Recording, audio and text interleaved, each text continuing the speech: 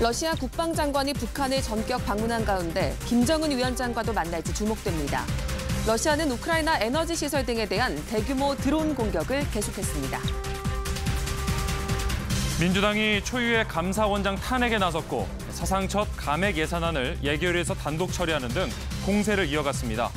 대통령실은 헌법 정신을 훼손해선 안 된다며 국정 파괴를 중단하라고 반발했습니다.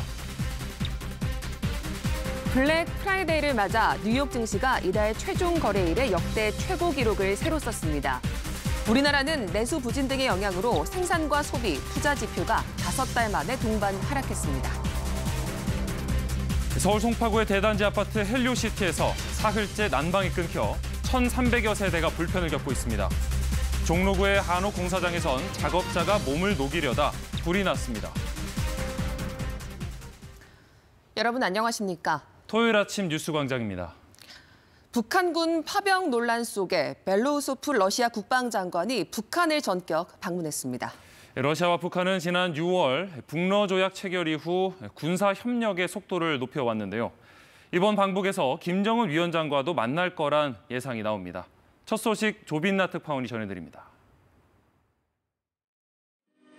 벨로우소프 러시아 국방장관이 북한을 방문했습니다. 노광철 북한 국방상이 공항에서 영접했고 북한군 의장대의 환영 행사도 열렸습니다. 러시아 국방부는 방북 기간 군사 정치 지도자들과 여러 건의 양자회담이 계획돼 있다고 밝혔습니다. 벨로우소프 장관은 첫 회담으로 노광철 북한 국방상과 군사협력 강화 방안을 논의했습니다. Он призван сыграть стабилизирующую роль в Северо-Восточной Азии, внести позитивный вклад в поддержание баланса сил в регионе, снизить риск рецидива войны на полуострове. 국제 평화와 안전을 수호하기 위한 공동 전선에서 러시아 동지들과 지난 6월 체결한 북러조약에 대해 양국이 비준을 마친 만큼 방북 기간 비준서 교환을 통해 효력이 발효될 가능성이 있습니다. 또 김정은 국무위원장과의 면담 가능성도 있습니다. 미국 트럼프 신정부 출범을 앞두고 우크라이나 전쟁이 새로운 국면에 접어든 가운데 서방은 파병과 무기 지원 등 양국의 은밀한 거래를 예의주시하고 있습니다. 러시아는 우크라이나에 대한 대규모 드론 공격을 이어갔습니다. 우크라이나군은 현지 시각 29일 오전 러시아군이 드론 132대로 공격해 수도 키이우와 남부 오데사 등 전역에서 철도와 에너지 시설 등이 피해를 입었다고 밝혔습니다. 전날에도 러시아는 약 200대의 순항미사일과 드론을 동원해 우크라이나 전역의 에너지 시설을 공격했고 100만 명 넘는 주민이 정전 피해를 겪었습니다. 잇따르는 러시아의 공습에 우크라이나의 에너지 시설은 70%가량이 파괴된 상태로 3년간 이어진 전쟁 중 가장 혹독한 겨울에 대비하고 있습니다. 베를린에서 KBS 뉴스 조빈나입니다. 내년도 예산안의 법정 처리 시한이 일단 다음 주로 다가온 가운데 여야가 정면 충돌하고 있습니다. 더불어민주당은 사상 처음으로 증액은 없이 감액만 한 예산안을 예결위에서 단독으로 통과시켰습니다. 민정희 기자가 보도합니다. 더불어민주당이 사상 초유로 감액만 반영한 예산안을 예결위에서 단독 처리했습니다. 예결위 활동 시한이 오늘까지인데 시한 안에 여야 합의안을 마련하지 못하면 정부 원안이 본회의에 자동 부의되기 때문에 정부 동의가 필요 없는 감액만 반영한 안을 처리했다는 설명입니다. 통과한 예산안은 정부안보다 4조 1천억 원 줄어든 673조 3천억 원 규모, 대통령 비서실과 국가안보실의 특수활동비, 검찰과 감사원의 특정 업무 경비와 특활비 등이 삭감됐습니다. 검찰, 감사원, 대통령실은 소명을 안 해요. 국민의 예산이 어떻게 쓰이는지도 모르는 깜깜이 예산을 어떻게 국회가. 이재명 당대표 분풀이를 위해서 일방적인 특정 업무 경비 삭감, 특활비 삭감. 들으세요. 예. 이렇게 하면 뭐 속이 시원하십니까? 최상목 부총리는 국가의 본질적 기능이 마비될 가능성이 크다며 유감을 표명했습니다. 피해는 결국 우리 국민들에게 귀결될 것 같습니다. 안타깝습니다. 그리고 매우 유감스럽습니다. 민주당이 일단 다음 달 2일 본회의 처리를 목표로 삼는 상황에서 우원식 국회의장은 합의되지 않은 예산안의 상정 여부를 놓고 고민에 들어갔습니다. 여야의 막판 줄다리기가 예상되는 가운데 올해도 예산안 처리 법정 시한을 넘길 거란 우려도 나옵니다. KBS 뉴스 민정입니다. 더불어민주당이 감사원장 탄핵을 추진하면서 감사원 측이 강하게 반발하고 나섰습니다. 만약 최재해 감사원장의 직무가 정지되면 문재인 정부 인사가 권한대행을 맡게 되는데 진행 중인 여러 감사에 영향을 미칠 수 있다는 우려도 제기됩니다. 김영은 기자입니다. 다음 주 월요일 감사원장 탄핵안 국회 본회의 보고를 예고하면서 더불어민주당이 꼽은 탄핵 사유는 대통령 관저 이전 부실 감사와 자료 미제출, 국회 위증 등 3가지입니다. 최재해 감사원장은 민주당의 탄핵 추진을 공개 비판하고 나섰습니다. 헌법 질서의 근간을 훼손하는 이러한 정치적 탄핵에 대해 매우 유감스럽게 생각합니다. 민주당이 언급한 탄핵 사유도 조목조목 반박했습니다. 관저 이전과 관련해 김건희 여사의 연관성 확인을 안 했다는 주장엔 최대한 조사했는데 연관성을 확인 못했다. 회의록 미제출에 대해선 공개되면 감사원 내 토론이 위축된다. 위증 주장에 대해선 위증하지 않았다고 반박했습니다. 탄핵안 통과로 최재해 감사원장의 직무가 정지되면 문재인 정부가 임명한 조은석, 김인회 감사위원이 차례로 권한대행을 맡게 됩니다. 무엇보다 최고 의결기구인 감사위원회는 감사원장의 공석으로 여야 3대3 구도가 돼 의결 자체가 쉽지 않은 식물 상태가 될 거란 우려가 나옵니다. 현재 감사원은 문재인 정부 시절 부동산 가격 통계 조작 의혹, 사드 정식 배치 고의 지연 의혹, 북한 감시초소 철수 부실 검증 의혹 등을 감사 중입니다. 초유의 사태에 감사원 4급 이상 국과장들이 긴급 대책회의를 열었고 노무현 정부 이후 임명된 역대 감사원장 5명은 정치적인 이유로 감사원의 헌법적 임무 수행이 중단돼선 안 된다며 탄핵 추진 중단을 촉구했습니다. KBS 뉴스 김영은입니다. 헌정사상 첫 감사원장 탄핵 추진에 대통령실은 헌법 정신 훼손이라며 강하게 비판했습니다. 상설특검과 양국관리법 등 입법 폭주도 중단하라고 촉구했습니다. 정세배 기자의 보도입니다. 최근 정치 현안에 대해 언급을 자제해온 대통령실. 그러나 헌정사상 첫 감사원장 탄핵까지 추진되자 작심한 듯 비판을 쏟아냈습니다. 민주당의 무분별한 탄핵 추진은 헌법 질서를 유린하는 정치적 탄핵 행위입니다. 대통령실은 감사원장 탄핵에 따른 피해는 고스란히 국민에게 갈 것이라는 점을 강조했습니다. 통계 조작과 사드 정보 유출 사건 등 전 정부 때 국기문란 사건에 대한 조사가 마비된다는 겁니다. 이따른 검사 탄핵 역시 대장동과 백현동 사건, 돈봉투 살포 사건 등 야당 관련 수사와 재판을 막기 위한 방탄용 탄핵이라고 규정했습니다. 대통령실은 양국관리법을 비롯한 법안 강행 처리에 대해서는 야당이 대통령의 제2요구권을 유도하고 있다고 비판했습니다. 특히 예산안 자동 부의 제도를 폐지하는 내용의 국회법 개정안은 헌법이 정한 예산안 처리 기한을 무시하는 반헌법적 법률이라고 평가했습니다. 야당은 민생을 철저히 외면한 채 전대미문의 입법 폭주와 탄핵 남발로 국정을 파괴하는 행위를 즉각 중단해 주십시오. 이와 관련해 대통령실은 위헌, 위법적 법률과 타협하지 않는다는 입장을 다시 한번 강조하며 윤석열 대통령의 제2요구권 행사를 시사했습니다. KBS 뉴스 정세배입니다. 미국 최대 쇼핑 시즌인 블랙 프라이데이를 맞아 뉴욕 증시도 상승세를 보이며 11월 마지막 거래일을 최고 기록으로 마쳤습니다. 새 행정부의 기업 친화적인 정책, 또 규제 완화에 대한 기대 속에 당분간 산타 랠리가 기대된다는 전망입니다. 김경수 특파원이 보도합니다. 미국 뉴욕의 한 전자제품 매장. 문이 열리자마자 줄을 서서 기다리던 고객들이 매장으로 들어갑니다. 추수감사절 다음 날인 금요일부터 이른바 블랙 프라이데이 대형 할인 행사가 미국 전역에서 본격적으로 시작됩니다. I think it's very good. The price is excellent. I buy a lot. 뉴욕 증시는 11월 마지막 거래일을 상승세로 마감했습니다. 뉴욕 증권거래소에서 다우 지수는 전 거래일보다 188.59포인트, 0.42% 오른 44,910.65에 거래를 마쳤습니다. S&P 500 지수와 나스닥 종합지수는 각각 33.64포인트, 157.69포인트 올랐습니다. 다우 지수와 S&P 500 지수는 역대 최고 마감 기록을 새로 썼습니다.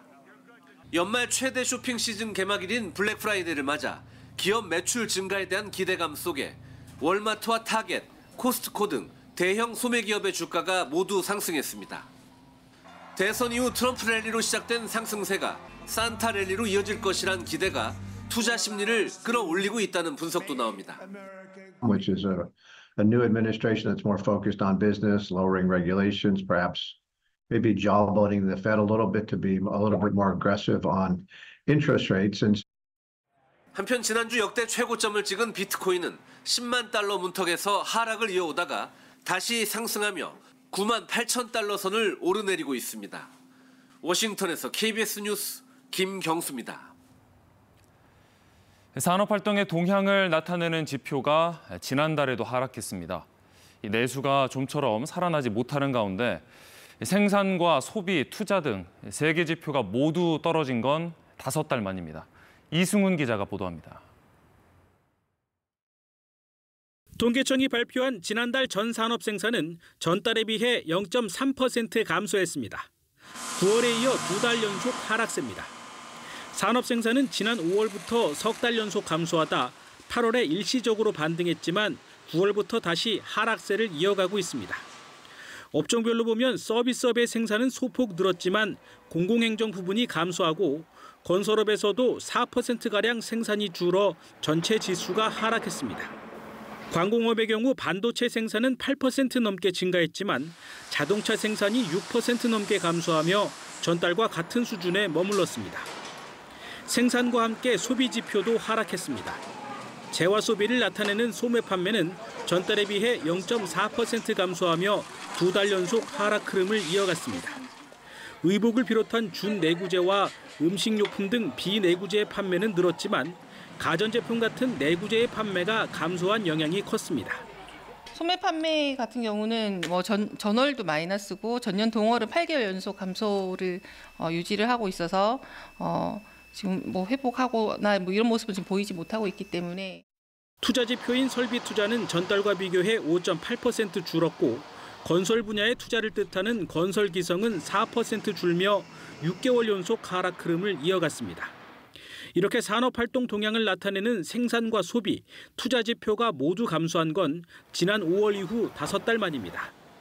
정부는 소상공인과 자영업자 추가 지원 등 정책적인 대응 방안을 강화하겠다고 밝혔습니다. KBS 뉴스 이승훈입니다.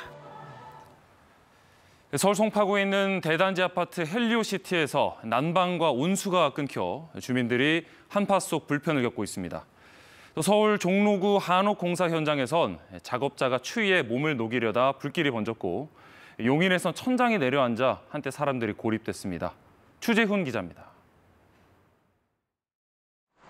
9천여 세대가 거주하는 서울 송파구 헬리오시티. 난방과 온수 공급이 끊겨 주민들이 사흘째 불편을 겪고 있습니다.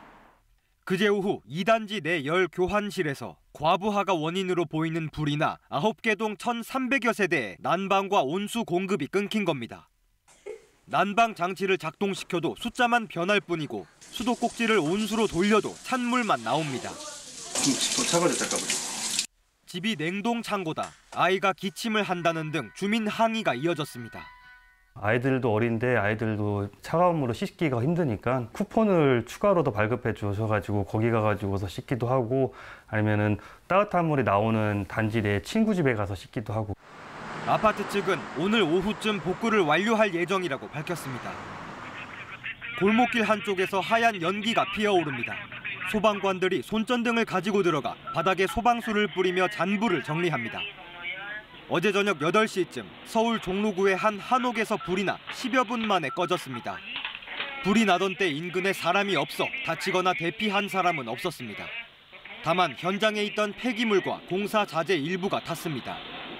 소방은 한옥 내부 공사가 진행되던 중 작업자가 몸을 녹이기 위해 고체 연료를 이용하다 퇴근 후 불길이 종이 상자로 옮겨 붙은 거로 보고 정확한 화재 원인을 조사하고 있습니다. 어제 오후 5시 20분쯤 경기도 용인의 한 전자제품 연구원에서 입구 쪽 천장이 내려앉아 근무자 7명이 한때 고립됐다 20분 만에 구조됐습니다. 소방은 폭설로 천장이 내려앉은 것으로 보고 자세한 사고 경위를 조사하고 있습니다.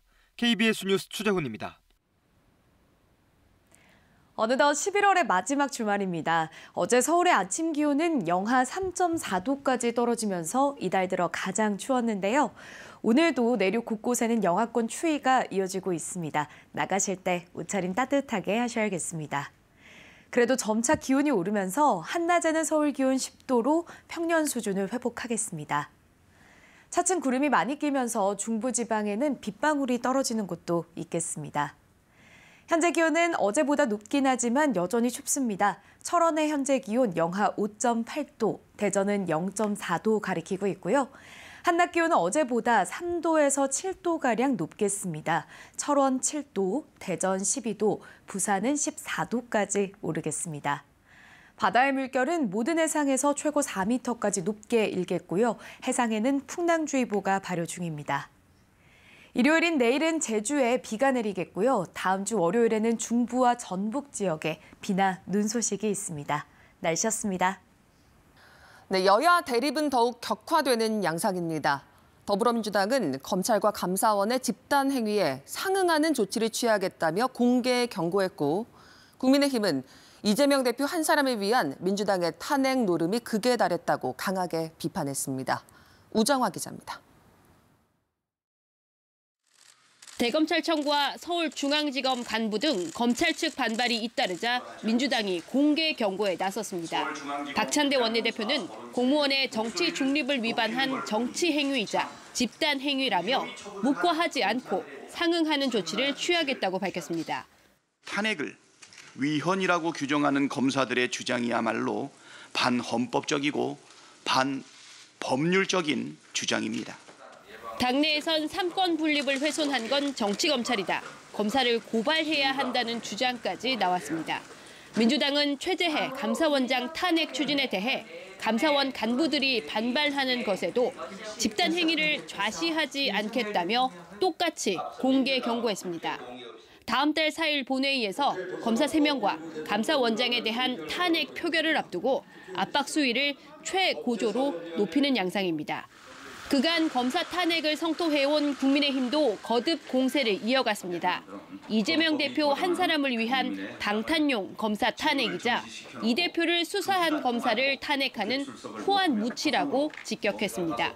앞선 검사 탄핵이 잇따라 헌법재판소에서 기각됐다며 무리한 탄핵 노름이 극에 달했다고 비판 강도를 높였습니다.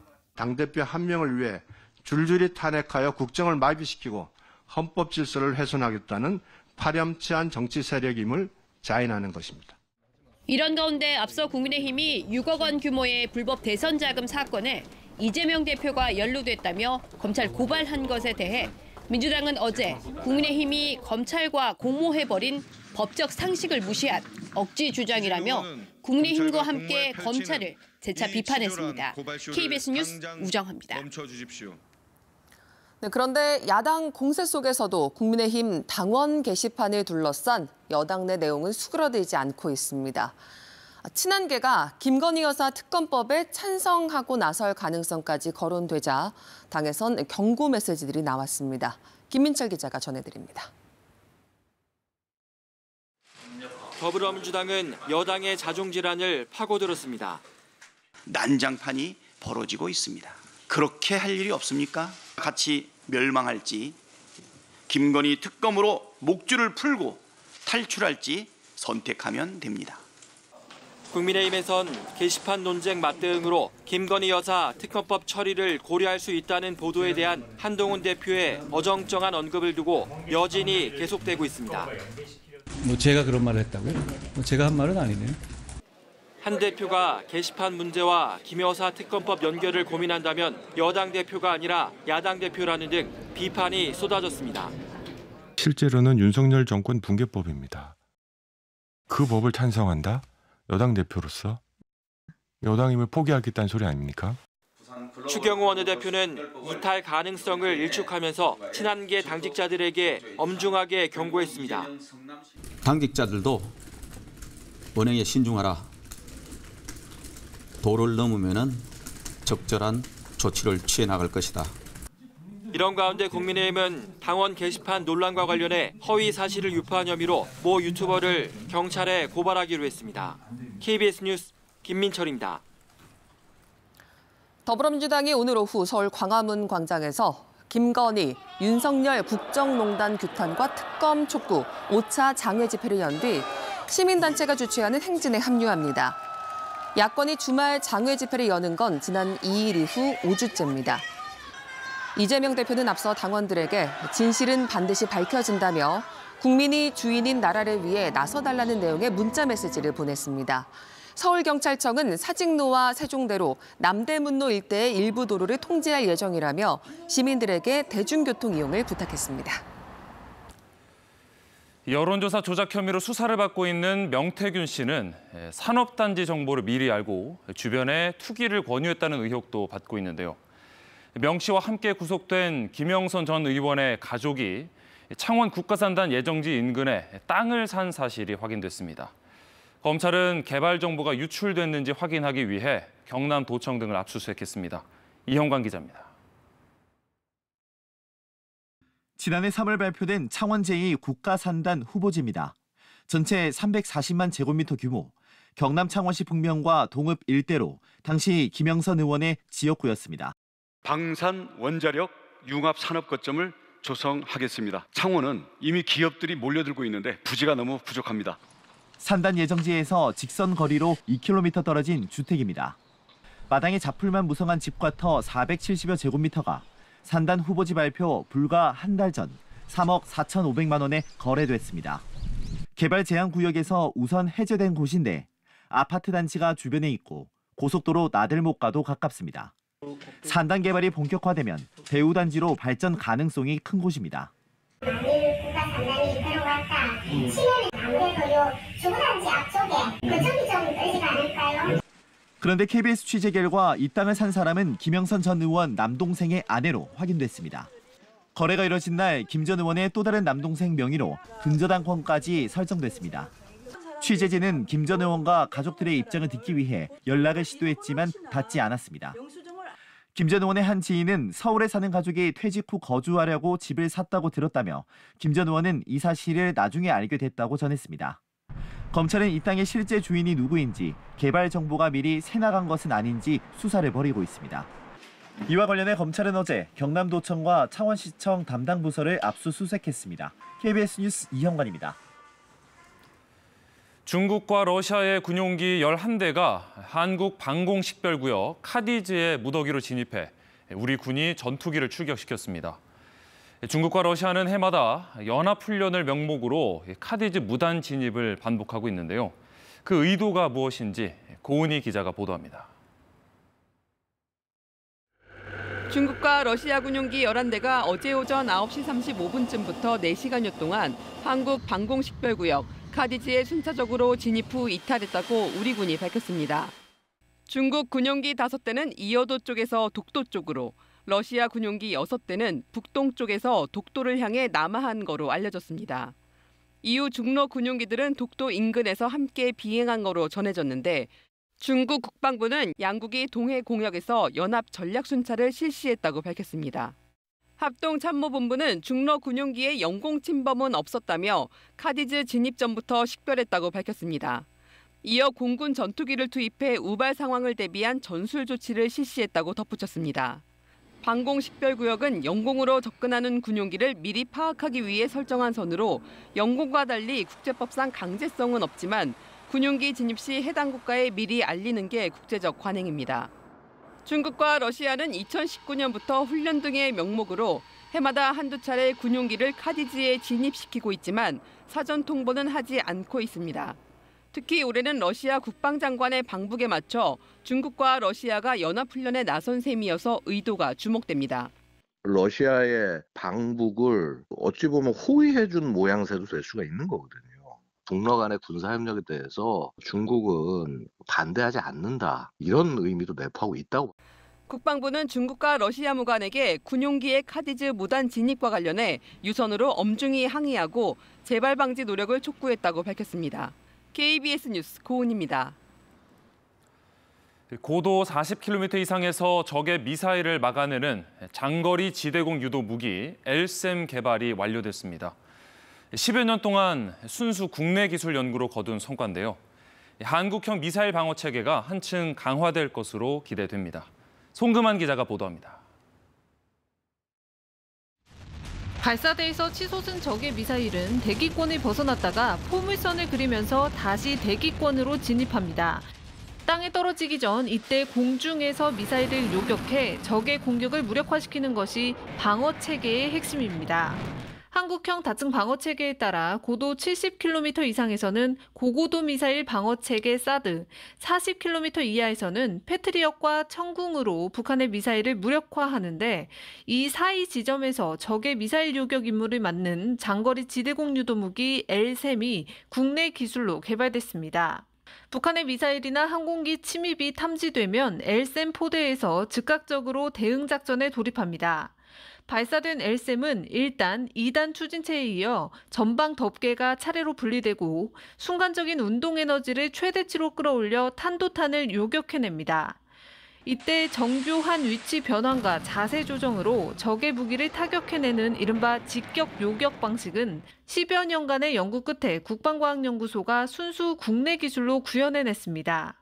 북한이 미사일 도발을 감행하더라도 우리 군의 견고한 방어망을 뚫을 수 없을 것이며 도발로 얻는 이익보다 정권 종말이라는 더 큰 대가를 치르게 될 것입니다. 돔 형태로 북한의 장사정포에 대응하는 장사정포 요격 체계와 중거리 지대공 유도무기 M-SAM 등 저층 방어 체계도 동시에 작동합니다. 상층 방어 체계 L-SAM, L-SAM보다 더 높은 고도에서 더 넓은 범위를 방어할 수 있는 L-SAM-2 고고도 요격 유도탄, 신개념의 수평적 다층 방어를 실현할 활공단계 요격 유도탄까지 더욱 발전된 한국형 미사일 방어 체계를 구축해 나갈 것입니다. 10개월간의 시험평가를 거쳐 전투용 적합 판정을 받은 L-SAM은 내년 양산에 돌입해 이르면 2027년부터 공군 방공부대에 실전 배치될 계획입니다. KBS 뉴스 송금환입니다. 이어서 한국도로공사 연결해 주말 아침 교통 상황 알아보겠습니다. 벌써 11월의 마지막 날입니다. 지난 평일에는 폭풍 같았던 눈이 내리면서 곳곳으로는 많은 양의 적설량까지 기록했는데요. 다행히 이번 주말 눈 소식은 들어있진 않지만 눈구름이 떠난 자리에 영하권 추위가 찾아오겠습니다. 이에 따라 이번 주말 이동량 자체도 지난 주말보다 줄면서 각각 약 10만 대가량 교통량이 감소하겠습니다. 현재 고속도로 위로 정체 구간은 전혀 없는 상태입니다. 다만 기상 상황 신경 쓰셔야겠는데요. 내륙 곳곳으로는 이렇게 시야 확보가 어려울 정도로 안개가 짙은 곳들이 많이 살펴집니다. 안개등이나 비상등 적극적으로 활용해 주셔야겠고요. 지금 눈이 내리지 않는다고 해도 도로 살얼음에는 항상 주의가 필요합니다. 본선상에 눈이 보이지 않는다고 해도 미끄럼 사고 가능성 매우 높으니까 조심해 주셔야겠고요. 특히 터널이나 교량 지나실 때 주의해 주시기 바랍니다. 지금까지 고속도로 교통방송이었습니다. 주말인 오늘 어제보다는 기온이 높아지겠습니다. 현재 서울 기온 영하 0.4도 가리키고 있는데요. 한낮 기온 10도로 어제보다 7도가량 기온이 오르면서 평년 수준을 회복하겠습니다. 점차 구름이 많이 끼면서 오늘 중부지방에는 빗방울이 떨어지는 곳이 있겠습니다. 일요일인 내일은 제주에 비 소식이 들어 있습니다. 제주에는 오늘 바람이 강하게 불겠습니다. 현재 기온 살펴보겠습니다. 철원이 영하 5.8도, 춘천 영하 4.8도로 내륙 곳곳으로는 아직 영하권 추위가 이어지는 곳이 있고요. 한낮에는 청주가 11도, 전주와 광주 13도, 부산 14도로 어제보다 3도에서 7도가량 기온이 높겠습니다. 바다의 물결은 모든 해상에 풍랑특보가 내려진 가운데 최고 4m까지 매우 높게 일겠습니다. 다음 주 월요일에는 중부와 전북 지역에 비 소식이 들어 있습니다. 날씨 정보 전해드렸습니다. 러시아 국방장관이 북한을 전격 방문한 가운데 김정은 위원장과도 만날지 주목됩니다. 러시아는 우크라이나 에너지 시설 등에 대한 대규모 드론 공격을 계속했습니다. 민주당이 초유의 감사원장 탄핵에 나섰고 사상 첫 감액 예산안을 예결위에서 단독 처리하는 등 공세를 이어갔습니다. 대통령실은 헌법 정신을 훼손해서는 안 된다며 국정 파괴를 중단하라고 반발했습니다. 블랙 프라이데이를 맞아 뉴욕 증시가 이달 최종 거래일에 역대 최고 기록을 새로 썼습니다. 우리나라는 내수 부진 등의 영향으로 생산과 소비, 투자 지표가 5달 만에 동반 하락했습니다. 서울 송파구의 대단지 아파트 헬리오시티에서 사흘째 난방이 끊겨 1,300여 세대가 불편을 겪고 있습니다. 종로구의 한옥 공사장에선 작업자가 몸을 녹이려다 불이 났습니다. 어제 경기도 성남에서 오래된 2층 주택이 갑자기 무너지는 사고가 났습니다. 다행히도 아무도 없어서 인명피해는 없었습니다. 네, 하지만 추가 붕괴가 우려돼 주민들이 긴급 대피하기도 했는데요. 건물이 왜 무너졌는지 원인을 조사하고 있습니다. 정현우 기자입니다. 위태롭게 서 있는 2층 주택. 건물 안에 아무도 없다는 걸 확인한 소방관들이 빠져나오고 불과 20초 뒤 건물이 통째로 주저앉습니다. 별로 무너졌으니까 천만다행이다. 결국 무너졌네. 어제 오후 3시쯤 경기 성남시 수정구에서 2층짜리 주택이 무너지는 사고가 났습니다. 주택 건물에서 파열음이 난다는 신고를 받고 소방당국이 현장에 도착했지만 건물은 이미 기훈 상태였습니다. 소방당국이 도착하고 30여 분 뒤 건물은 완전히 무너졌습니다. 꽝 소리가 나더라고요. 우리 층에서 밥 먹고 있는데. 그래 이렇게 보니까 무너지더라고요. 주택 건물엔 2명이 살고 있었지만 사고 당시 외출해 있어 화를 피했습니다. 또 붕괴 직전 현장에 도착한 소방관들이 주변을 통제하고 인근 주민 7명도 대피시켜 인명피해는 없었습니다. 전기 및 가스 차단 완료하였습니다. 참고로 인근 건물의 7명 대피 유도 실시하여 현재 안전한 곳에. 무너진 주택 건물은 1976년에 사용 승인이 난 노후 건물로 확인됐습니다. 경찰과 소방당국은 건물 붕괴 원인에 대해 조사하고 있습니다. KBS 뉴스 정현우입니다. 무섭게 내린 첫눈, 11월 폭설에 피해가 속출했습니다. 특히 습기를 머금은 무거운 눈, 이른바 습설에 인명피해가 나고 또 비닐하우스 같은 농가 시설물 피해도 심각합니다. 정진규 기자가 취재했습니다. 이틀 새 30cm 이상의 폭설이 쏟아진 마을. 샌드위치 패널로 된 창고가 눈의 무게를 이기지 못하고 완전히 주저앉았습니다. 무너진 잔해에 깔려 70대 남성이 숨졌습니다. 무너진 샌드위치 패널 위에 20cm가량의 눈이 쌓여 있었습니다. 1,500여 제곱미터 인삼 비닐하우스도 힘없이 무너졌습니다. 한 뿌리라도 더 건지려면 시설 철거부터 해야 하지만 쌓인 눈 때문에 접근조차 어렵습니다. 근데 이게 완전히 다 무너져가지고 바로 철거를 하거나 그러지 않는 한. 근처 화훼 농가도 사정은 마찬가지입니다. 비닐하우스가 내려앉으며 억대의 피해가 발생했지만 복구는 엄두도 내지 못합니다. 막막합니다. 복구가 될지도 모르겠고 그리고 복구할 자금도 다들 없고. 비닐하우스들뿐만 아니라 이 같은 축산시설들도 눈의 무게를 이기지 못하고 맥없이 무너져 내렸습니다. 강원도 횡성에선 폭설로 인한 정전 복구 작업이 지연되면서 수백 가구가 이틀째 추위에 떨어야 했습니다. 뭐 잠도 안 와, 추니까. 우울이었다, 그냥 폈다, 응? 뭐했다, 아주 날밤 샜어, 날밤. 곳곳에서 누적된 눈 무게로 인한 2차 붕괴 사고까지 우려되면서 피해 복구 작업은 난항을 겪고 있습니다. KBS 뉴스 정진규입니다. 네, 축사 피해에 사람은 물론이고 가축들도 신음했습니다. 피해를 줄이기 위해서 안간힘을 쓰고 있지만 복구에는 시간이 더 걸릴 것으로 보입니다. 송명희 기자입니다.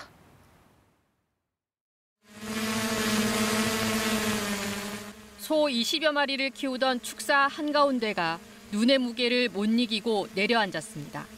여기 있다가 와야 그러니까 소가 뛰고 뭐 야단이고 그러다가 이게 이렇게 되기가 다행이지 그렇지 않으면 나까지 깔리고 마누라. 미처 옮기지 못한 송아지들이 구겨진 지붕 아래서 불안하게 축사 안을 오갑니다.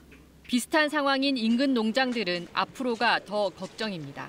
한 집, 두 집이면 괜찮은데 저게 철거를 해야 되는데 지금 새로 짓는 거보다도 돈이 많이 들어간 게 그 철거 비용하고. 이 농장도 이번 폭설로 축사 3동의 지붕이 무너지면서 키우던 소 9마리를 잃었습니다. 남은 젖소 60여 마리 대부분이 지붕 없는 축사에서 겨울을 나야 할지 모릅니다. 보다 못한 주인이 중장비를 불러 직접 수리에 나섰습니다. 눈이 와도 걱정이 되고 날씨 추워도 걱정이 되고 지금 얼음판 위에서 자고 얼음판 위에서 눈 오나 비 오나 맞아야 될 시점이라. 7,500제곱미터가 넘는 인삼밭은 눈에 파묻혔습니다. 햇볕을 가리던 망은 흔적도 없어졌고 지주목들은 부러지고 넘어졌습니다. 하지만 넋놓고 있을 시간이 없습니다. 겨울이라도 철거를 해서 이제 지붕이라도 걷어놔야 그래도 인삼 피해를 최소화할 수 있을 것 같아요. 이렇게 피해를 입으면 2년근, 3년근, 4년근, 5년근 이렇게 여러 해의 작물이 다 피해를 보기 때문에 이번 폭설로 경기 남부 지역을 중심으로 농지 42헥타르와 축사 983곳이 피해를 입은 것으로 잠정 집계됐습니다. KBS 뉴스 송명입니다.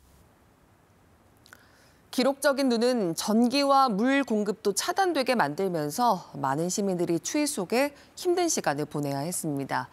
일상에 되찾지 못한 분들 상황 최혜림 기자가 자세히 살펴봤습니다. 불 꺼진 집들 사이로 굵은 눈발이 계속 쏟아집니다. 경기 광주시 남한산성 주변 15가구에 지난 27일 밤부터 전기와 수도가 끊겨 마을 곳곳이 비어버린 겁니다. 마을까지 이어지는 전깃줄은 눈 무게를 견디지 못하고 끊어져 이렇게 도로에 방치돼 있습니다. 80대 이상 고령층 주민들은 마을 회관으로 거처를 옮겼지만 일부 주민들은 집을 떠나지 않고 복구 작업을 기다리며 추위를 견디고 있습니다. 보라도 안 떼지, 밥 해먹는 것도 그렇죠. 모든 게 다 추운데 한 대짬 자는 거야. 지금 이게 냉방에 자는 거니까. 건물 외벽에서 떨어진 철제 구조물은 트럭을 덮쳤고 늘어진 전깃줄 사이로 에어컨 실외기가 위태롭게 매달려 있습니다.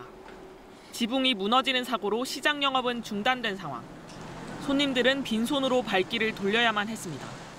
그날 재료를 구입해서 준비를 해야 되는데 지금 난감하죠. 안양시는 복구까지 시간이 걸릴 것으로 보이는 만큼 영업 재개를 위한 대체 부지를 마련할 예정입니다. 천장이 무너져 내린 시장 안에서 상인들이 바쁘게 움직입니다. 그나마 팔 수 있는 상품들을 찾기 위해서지만 버려야 하는 것들이 상당수입니다. 이 생물을 다 처리하는 중이에요. 버려야 돼서. 아무래도 판매를 못하니까 매출이 아예 없죠. 의왕시는 추가 붕괴 우려 때문에 약 100m 길이의 천장 구조물을 철거하는 작업에 나섰습니다. 경기도는 응급복구와 이재민 구호를 위해 301억 원의 재정 지원을 하겠다고 밝혔습니다. KBS 뉴스 최혜림입니다. 그제 뉴진스 멤버들의 전격적인 전속계약 해지 선언에 소속사 어도어가 내용 증명 회신 내용을 공개하며 정면으로 반박했습니다. 어도어는 뉴진스의 계약 기간을 명시하며 내년 활동 계획까지 내놨는데요. 소송전이 길어질 가능성이 커지고 있습니다. 김상엽 기자입니다. 뉴진스의 전속계약 해지 통보에 어도어는 계약 기간은 2029년 7월까지며 지금도 유효하다고 맞받았습니다. 기자회견에서 나온 주장도 하나하나 반박했습니다. 어도어는 뉴진스를 보호할 의지도 능력도 없어요. 어도어는 이에 대해 대부분이 제3자의 언행 때문이며 소속사가 강제할 방법도 법적 근거도 없다고 지적했습니다. 어도어와는 이미 많이 달라져 있고 기존에 계시던 이사님들조차도 갑작스럽게 이 같은 주장엔 주관적인 기대에 미치지 못한 건 계약 위반 사항이 될 수 없고 민희진 전 대표의 복귀에 대해서도 전속 계약에도 없는 내용이라며 뉴진스의 주장을 일축했습니다. 무엇보다 일적으로 얻을 수 있는 게 전혀 없기 때문에 어도어는 내년 3월 국내 팬미팅 등 활동 계획과 함께 기자회견을 직격했습니다. 새 프로듀서를 섭외 중이라며 만남도 제안했습니다. 뉴진스는 입장문을 통해 거듭 계약 해지 사실을 알렸습니다. 멤버 전원이 서명한 해지 통지서 발송도 마쳤습니다. 지금의 어도어와 하이브가 계약을 위반했기 때문에 지금 이런 상황까지 일어났고 당연히 책임은 지금의 어도어와 하이브에게 있다고. 하지만 소송전은 이제 불가피해진 상황. 위약금을 놓고 길고 지난한 법정 다툼도 배제할 수 없습니다.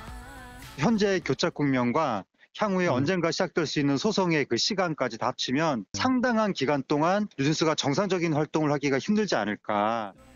이 때문에 뉴진스와 어도어 모두 앞으로의 재판을 고려해 당분간 여론전을 이어갈 가능성이 큽니다. KBS 뉴스 김상엽입니다.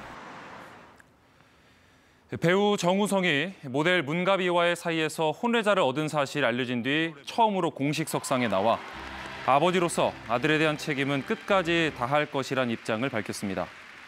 정우성은 어제 서울 여의도 KBS 홀에서 열린 제45회 청룡영화상 시상식에서 최다 관객상 부문 시상자로 무대에 올라 이같이 말했습니다. 정우성은 저의 사적인 일이 영화에 오점으로 남지 않기를 바라는 마음으로 이 자리에 섰다라며 염려와 실망을 안겨드린 점 죄송하고 모든 질책은 제가 받겠다고 했습니다.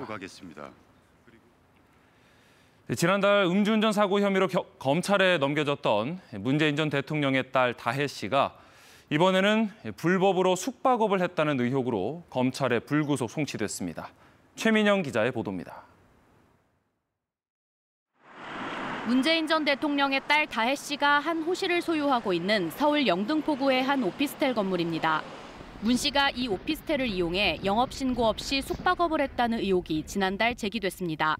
상업시설로 하려면 안 된다는 거지. 그러면 허가를 못 해야 되겠지. 문 씨가 과거 소유했던 양평동 빌라를 두고도 같은 의혹이 불거졌습니다. 관련 수사에 나선 경찰은 문 씨를 공중위생관리법 위반 혐의로 검찰에 불구속 송치했습니다. 서울 영등포구 오피스텔과 양평동 빌라를 영업신고 없이 숙박업소로 운영한 혐의입니다.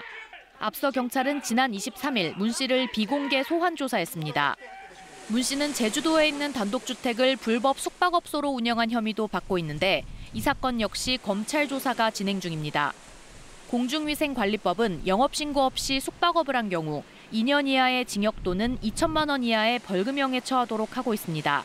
한편 문 씨는 지난달 5일 새벽 서울 용산구 이태원 해밀턴 호텔 앞에서 음주운전을 하다 사고를 낸 혐의로도 검찰에 송치됐습니다. KBS 뉴스 최민영입니다. 내년 새학기 일선 학교에 배포되는 인공지능 디지털 교과서에 청사진이 공개됐습니다. 문해력 저하 등의 논란으로 적용 과목과 도입 시기가 일부 조정됐는데요. 하지만 채택을 둘러싼 논란은 계속될 전망입니다. 이유민 기자가 보도합니다.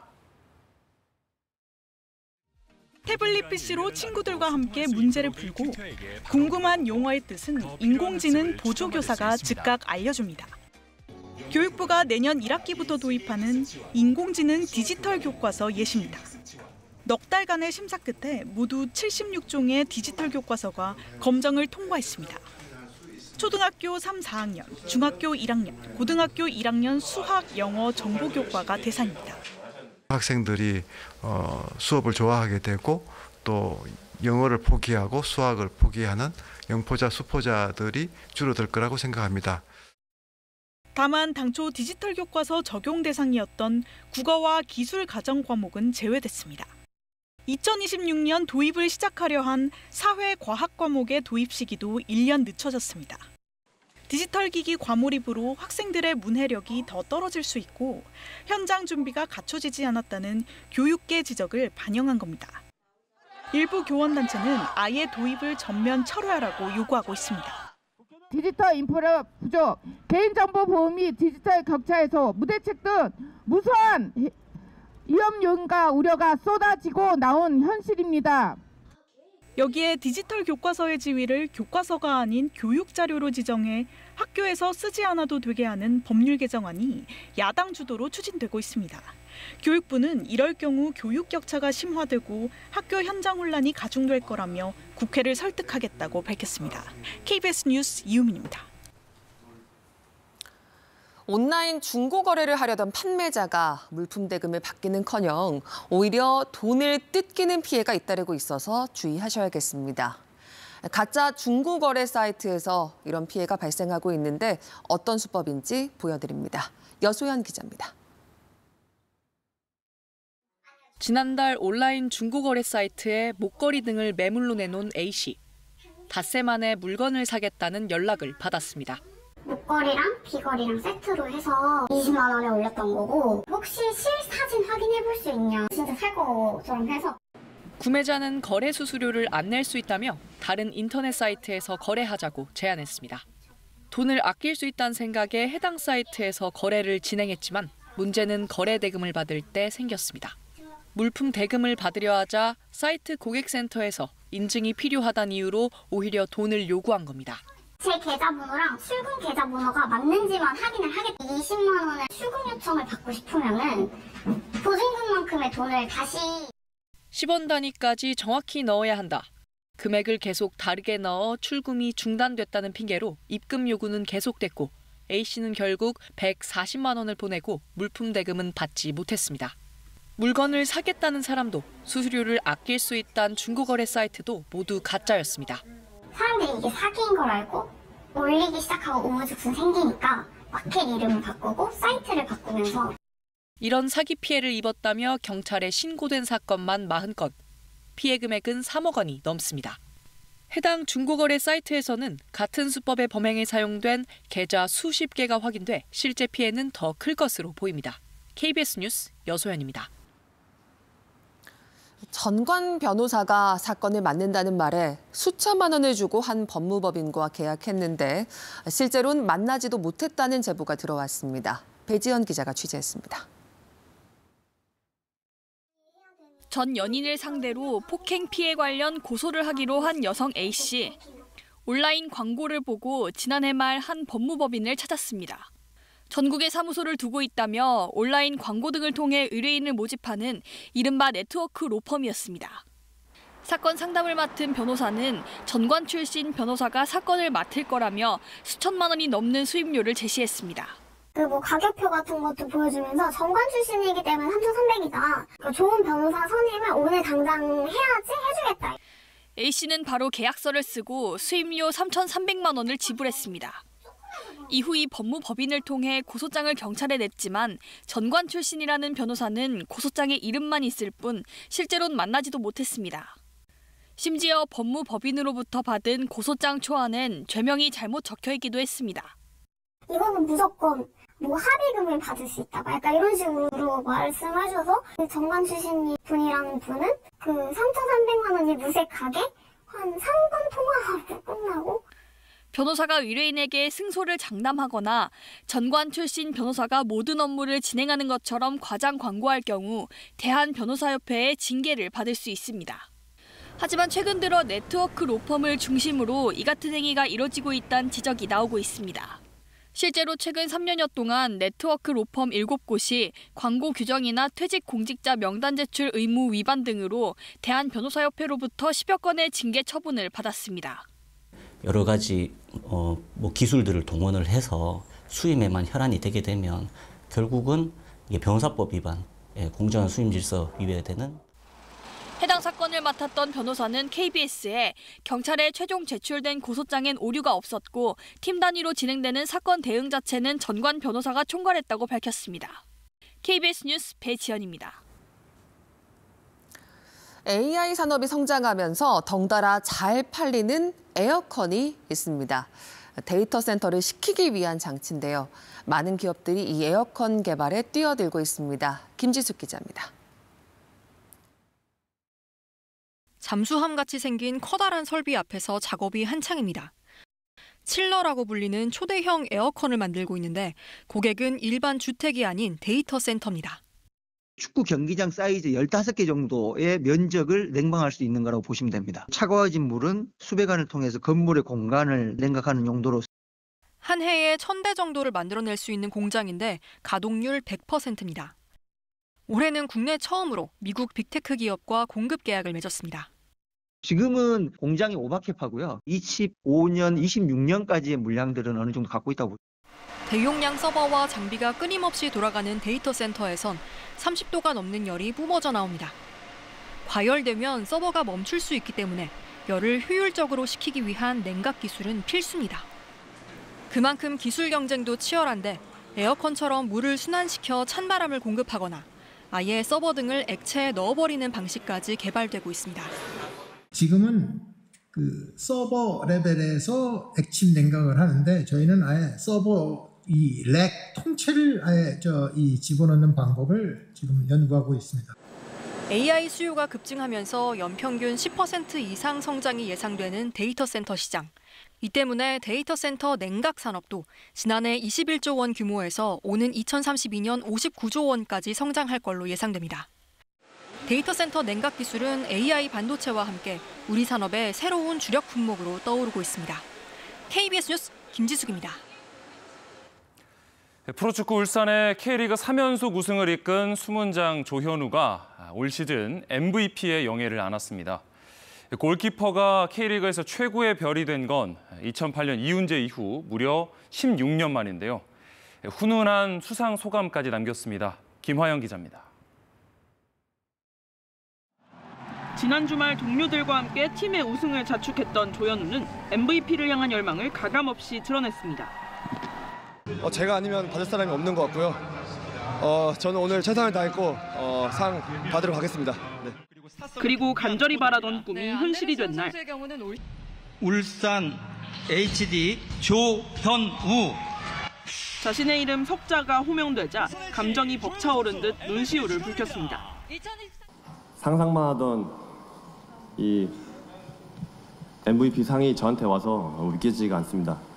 공 하나만 보며 늦게까지 축구를 하고 행복해했던 어릴 적 조현우가 생각이 많이 나는데, 조현우는 대표팀 소집에도 빠지지 않고 리그 정경기에 출장해 울산의 최소 실점을 이끌었습니다. 특히 14번의 무실점 경기 중에서 8번이 1대0 경기였을 만큼 승부처마다 빛난 조현우의 선방은 울산의 3연속 우승 달성의 핵심이었습니다. 2008년 이훈재 이후 16년 만에 역대 두 번째 골키퍼 MVP에 오른 가운데 골키퍼에 대한 약간의 편견이 없어지길 바란다며 어려운 환경에서 운동하는 선수들을 위해 상금 전액을 기부하겠다고도 밝혔습니다. 유명해지면 힘들고 어려운 친구들을 도와줘야지라는 생각을 많이 했었습니다. 그게 이제 제가 오늘 꿈을 이룬 것 같아서 정말 기쁘고요. 많은 골키퍼들이 또 MVP에 나올 수 있도록 저부터 최선을 다해서 노력 많이 하겠습니다.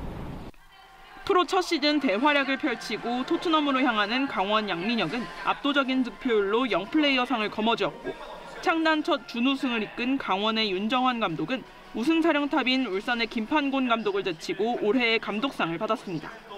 KBS 뉴스 김화영입니다. 우리 고유의 전통 문화에 익숙하지 않은 어린이들에게 한옥과 다도, 또 예절의 가치를 가르치는 프로그램들이 인기를 얻고 있습니다. 전통 문화에 담긴 존중과 배려를 배우는 기회가 되고 있습니다. 이정민 기자가 취재했습니다. 유생복을 곱게 차려입고 초등학교 1학년 어린이들이 한옥마루에 모여 앉았습니다. 학교에 들어와 처음 받는 예절 교육. 두 손을 곱게 모으고 절하는 법부터 배워봅니다. 무릎을 꿇고 앉으세요. 선생님 설명에도 우왕좌왕이지만 어느새 제법 의젓하게 무릎 꿇고 허리를 숙입니다. 존중과 배려의 의미를 담은 어려운 명심보감 글귀도 따라 읽어보고, 경인자는 인왕 경지한다. 전통차도 고사리 손으로 따라봅니다. 처음 맛보는 차 맛은 대체 무슨 맛인지 마냥 신기합니다. 지금 마셔? 네, 마십니다. 서툰 어린 동생들 앞에서 이번엔 형들이 직접 나서서 시범을 보이며 다도의 멋을 가르칩니다. 옛날에 조선시대에 온 느낌이 들기도 해요. 많은 아이들 앞에서 하니까 선생님이 됐다는 느낌도 들었어요. 12년째 인천 지역 초등학생 2천여 명씩을 대상으로 이어지고 있는 예절교육 프로그램. 최근엔 한옥의 아름다움과 다도의 멋을 함께 체험할 수 있도록 전통 건축 명인들이 새로 지은 한옥으로 교육 장소를 바꿨습니다. 차 문화를 가르치고 우리 차를 이렇게 널리 알리는, 세계적으로 알리는 그러한 아이들로 키웠으면 좋겠다. 글로벌 문화에 더 익숙한 요즘 아이들. 아직은 낯선 우리 고유의 예절과 문화를 배워나갈 기회도 늘고 있습니다. KBS 뉴스 이정민입니다. 오늘 아침 어제보다 기온이 오르긴 했지만 그래도 내륙 곳곳에서는 영하권 추위가 이어지고 있습니다. 오늘 서울의 아침 기온이 영하 0.5도 가리키고 있습니다. 낮부터는 기온이 오르면서 평년 수준을 회복할 텐데요. 한낮의 서울 기온 10도 예상됩니다. 지금 충남과 전북 지역을 중심으로 안개가 짙게 끼어 있습니다. 가시거리가 짧은 만큼 앞차와의 간격 넉넉하게 두고 이동하셔야겠습니다. 오늘 차츰 흐려지면서 중부지방에는 빗방울이 떨어지는 곳이 있겠습니다. 현재 기온은 철원이 영하 5.8도, 춘천 영하 4.8도 등으로 일부 지역은 서리가 내리고 얼음이 어는 곳도 있습니다. 한낮에는 강릉이 11도, 대구 12도, 전주와 광주는 13도까지 오르겠습니다. 바다의 물결은 모든 해상에 풍랑특보가 내려진 가운데 최고 4m까지 매우 높게 일겠습니다. 일요일인 내일은 제주에 비 소식이 들어있고요. 다음 주 월요일에는 중부와 전북 지역에 비가 내리겠습니다. 날씨 정보 전해드렸습니다. 김정은 북한 국무위원장이 북한을 방문한 벨로우소프 러시아 국방장관을 만났습니다. 김 위원장은 러시아의 주권과 영토 관련 정책을 변함없이 지지할 것이라고 밝히며 국방 협력 등을 논의했습니다. 민주당이 초유의 감사원장 탄핵에 나섰고 사상 첫 감액 예산안을 예결위에서 단독 처리하는 등 공세를 이어갔습니다. 대통령실은 헌법 정신을 훼손해선 안 된다며 국정 파괴를 중단하라고 반발했습니다. 블랙 프라이데이를 맞아 뉴욕 증시가 이달 최종 거래일에 역대 최고 기록을 새로 썼습니다. 우리나라는 내수 부진 등의 영향으로 생산과 소비, 투자 지표가 5달 만에 동반 하락했습니다. 서울 송파구의 대단지 아파트 헬리오시티에서 사흘째 난방이 끊겨 1,300여 세대가 불편을 겪고 있습니다. 종로구의 한옥 공사장에선 작업자가 몸을 녹이려다 불이 났습니다. 뉴스광장 2부 시작합니다. 내년도 예산안의 법정 처리 시한이 다음 주로 다가온 가운데 여야가 정면 충돌하고 있습니다. 더불어민주당은 사상 처음으로 증액은 없이 감액만 한 예산안을 예결위에서 단독으로 통과시켰습니다. 민정희 기자가 보도합니다. 더불어민주당이 사상 초유로 감액만 반영한 예산안을 예결위에서 단독 처리했습니다. 예결위 활동 시한이 오늘까지인데 시한 안에 여야 합의안을 마련하지 못하면 정부 원안이 본회의에 자동 부의되기 때문에 정부 동의가 필요 없는 감액만 반영한 안을 처리했다는 설명입니다. 통과한 예산안은 정부안보다 4조 1천억 원 줄어든 673조 3천억 원 규모, 대통령 비서실과 국가안보실의 특수활동비, 검찰과 감사원의 특정 업무 경비와 특활비 등이 삭감됐습니다. 검찰, 감사원, 대통령실은 소명을 안 해요. 국민의 예산이 어떻게 쓰이는지도 모르는 깜깜이 예산을 어떻게 국회가. 이재명 당대표 분풀이를 위해서 일방적인 특정 업무 경비 삭감, 특활비 삭감. 들으세요. 예. 이렇게 하면 뭐 속이 시원하십니까? 최상목 부총리는 국가의 본질적 기능이 마비될 가능성이 크다며 유감을 표명했습니다. 피해는 결국 우리 국민들에게 귀결될 것 같습니다. 안타깝습니다. 그리고 매우 유감스럽습니다. 민주당이 일단 다음 달 2일 본회의 처리를 목표로 삼는 상황에서 우원식 국회의장은 합의되지 않은 예산안의 상정 여부를 놓고 고민에 들어갔습니다. 여야의 막판 줄다리기가 예상되는 가운데 올해도 예산안 처리 법정 시한을 넘길 거란 우려도 나옵니다. KBS 뉴스 민정입니다. 더불어민주당이 감사원장 탄핵을 추진하면서 감사원 측이 반발하고 나섰습니다. 만약 감사원장 직무가 정지되면 문재인 정부 때 임명된 인사가 권한대행을 맡게 됩니다. 최재해 감사원장은 정치적 탄핵이라고 강하게 비판했습니다. 김영은 기자입니다. 다음 주 월요일 감사원장 탄핵안 국회 본회의 보고를 예고하면서 더불어민주당이 꼽은 탄핵 사유는 대통령 관저 이전 부실 감사와 자료 미제출, 국회 위증 등 3가지입니다. 최재해 감사원장은 민주당의 탄핵 추진을 공개 비판하고 나섰습니다. 헌법 질서의 근간을 훼손하는 이러한 정치적 탄핵에 대해 매우 유감스럽게 생각합니다. 민주당이 언급한 탄핵 사유도 조목조목 반박했습니다. 관저 이전과 관련해 김건희 여사의 연관성 확인을 안 했다는 주장엔 최대한 조사했는데 연관성을 확인 못했다. 회의록 미제출에 대해선 공개되면 감사원 내 토론이 위축된다. 위증 주장에 대해선 위증하지 않았다고 반박했습니다. 탄핵안 통과로 최재해 감사원장의 직무가 정지되면 문재인 정부가 임명한 조은석, 김인회 감사위원이 차례로 권한대행을 맡게 됩니다. 무엇보다 최고 의결기구인 감사위원회는 감사원장의 공석으로 여야 3대3 구도가 돼 의결 자체가 쉽지 않은 식물 상태가 될 거란 우려가 나옵니다. 현재 감사원은 문재인 정부 시절 부동산 가격 통계 조작 의혹, 사드 정식 배치 고의 지연 의혹, 북한 감시초소 철수 부실 검증 의혹 등을 감사 중입니다.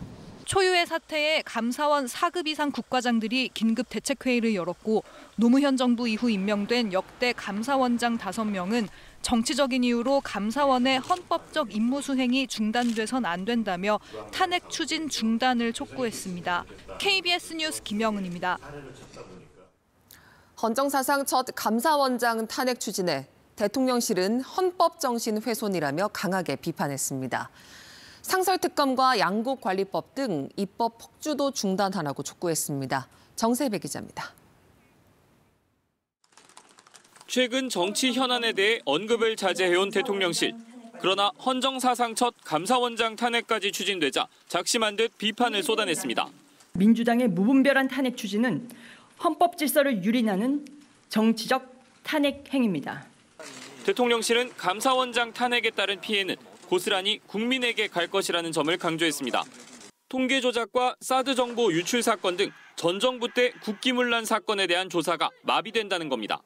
잇따른 검사 탄핵 역시 대장동과 백현동 사건, 돈봉투 살포 사건 등 야당 관련 수사와 재판을 막기 위한 방탄용 탄핵이라고 규정했습니다. 대통령실은 양곡관리법을 비롯한 법안 강행 처리에 대해서는 야당이 대통령의 제2요구권을 유도하고 있다고 비판했습니다. 특히 예산안 자동 부의 제도를 폐지하는 내용의 국회법 개정안은 헌법이 정한 예산안 처리 기한을 무시하는 반헌법적 법률이라고 평가했습니다. 야당은 민생을 철저히 외면한 채 전대미문의 입법 폭주와 탄핵 남발로 국정을 파괴하는 행위를 즉각 중단해 주십시오. 이와 관련해 대통령실은 위헌, 위법적 법률과 타협하지 않는다는 입장을 다시 한번 강조하며 윤석열 대통령의 제2요구권 행사를 시사했습니다. KBS 뉴스 정세배입니다. 미국의 최대 쇼핑 시즌인 블랙 프라이데이를 맞아 뉴욕 증시도 상승세를 보이며 11월 마지막 거래일을 최고 기록으로 마쳤습니다. 새 행정부의 기업 친화적인 정책과 또 규제 완화에 대한 기대 속에 당분간 산타 랠리가 기대된다는 전망입니다. 김경수 특파원이 보도합니다. 미국 뉴욕의 한 전자제품 매장. 문이 열리자마자 줄을 서서 기다리던 고객들이 매장으로 들어갑니다. 추수감사절 다음 날인 금요일부터 이른바 블랙 프라이데이 대형 할인 행사가 미국 전역에서 본격적으로 시작됩니다. I think it's very good. The price is excellent. I buy a lot. 뉴욕 증시는 11월 마지막 거래일을 상승세로 마감했습니다. 뉴욕 증권거래소에서 다우 지수는 전 거래일보다 188.59포인트, 0.42% 오른 44,910.65에 거래를 마쳤습니다. S&P 500 지수와 나스닥 종합지수는 각각 33.64포인트, 157.69포인트 올랐습니다. 다우 지수와 S&P 500 지수는 역대 최고 마감 기록을 새로 썼습니다. 연말 최대 쇼핑 시즌 개막일인 블랙 프라이데이를 맞아 기업 매출 증가에 대한 기대감 속에 월마트와 타겟, 코스트코 등 대형 소매기업의 주가가 모두 상승했습니다. 대선 이후 트럼프 랠리로 시작된 상승세가 산타 랠리로 이어질 것이란 기대가 투자 심리를 끌어올리고 있다는 분석도 나옵니다. Which is a new administration that's more focused on business, lowering regulations, perhaps maybe jawboning the Fed a little bit to be a little bit more aggressive on interest rates. 한편 지난주 역대 최고점을 찍은 비트코인은 10만 달러 문턱에서 하락을 이어오다가 다시 상승하며 9만 8천 달러 선을 오르내리고 있습니다. 워싱턴에서 KBS 뉴스 김경수입니다. 생산과 소비, 투자 등 산업 활동의 동향을 나타내는 지표가 지난달 모두 하락했습니다. 내수가 좀처럼 살아나지 못하는 가운데 정부는 정책적인 대응 방안을 고심하고 있습니다. 이승훈 기자가 보도합니다.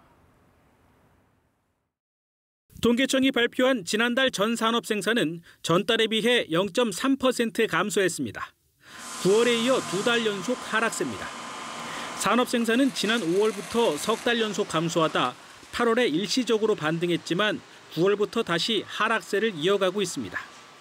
업종별로 보면 서비스업의 생산은 소폭 늘었지만 공공행정 부분이 감소하고 건설업에서도 4%가량 생산이 줄어 전체 지수가 하락했습니다. 광공업의 경우 반도체 생산은 8% 넘게 증가했지만 자동차 생산이 6% 넘게 감소하며 전달과 같은 수준에 머물렀습니다. 생산과 함께 소비 지표도 하락했습니다. 재화 소비를 나타내는 소매 판매는 전달에 비해 0.4% 감소하며 2달 연속 하락 흐름을 이어갔습니다. 의복을 비롯한 준내구재와 음식료품 등 비내구재 판매는 늘었지만 가전제품 같은 내구재의 판매가 감소한 영향이 컸습니다. 소매 판매 같은 경우는 전월도 마이너스고 전년 동월은 8개월 연속 감소를 유지를 하고 있어서 지금 회복하거나 이런 모습은 지금 보이지 못하고 있기 때문에 투자 지표인 설비 투자는 전달과 비교해 5.8% 줄었고 건설 분야의 투자를 뜻하는 건설 기성은 4% 줄며 6개월 연속 하락 흐름을 이어갔습니다.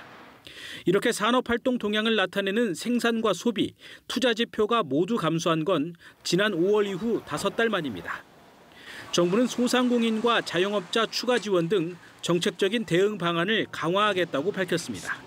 KBS 뉴스 이승훈입니다. 북한군 파병 논란 속에 러시아 국방장관이 북한을 전격 방문한 가운데 김정은 국무위원장과도 만났습니다. 김 위원장은 우크라이나 전쟁과 관련해 러시아의 편에서 지지한다는 입장을 확인했습니다. 조빈나 특파원이 보도합니다. 김정은 북한 국무위원장이 어제 북한을 방문한 벨로소프 러시아 국방장관을 접견했습니다. 김 위원장은 영토 완정을 수호하려는 러시아의 정책을 변함없이 지지할 거라며 우크라이나 전쟁에 대한 러시아의 입장을 두둔했습니다. 북한 매체는 김 위원장과 벨로소프 장관이 만족한 견해 일치를 봤다고 전했습니다. 미국 트럼프 신정부 출범을 앞두고 우크라이나 전쟁이 새로운 국면에 접어든 가운데 북한군 파병과 무기 지원, 러시아가 제공할 반대급부 등의 논의가 오갔을 가능성이 제기되고 있습니다. 앞서 러시아 국방부는 벨로소프 장관의 방북 기간, 군사 정치 지도자들과 여러 건의 양자 회담이 계획돼 있다고 밝혔습니다.